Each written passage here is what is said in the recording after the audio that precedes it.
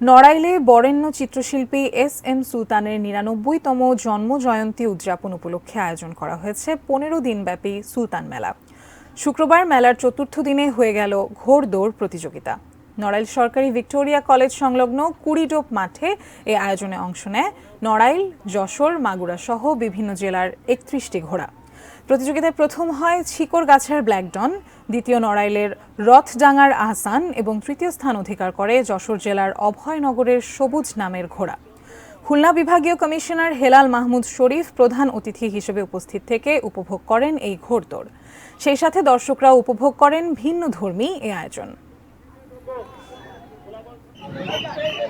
আমাদের ছোট ঘোড়ার তৃতীয় রাউন্ড চলছে, তৃতীয় রাউন্ড।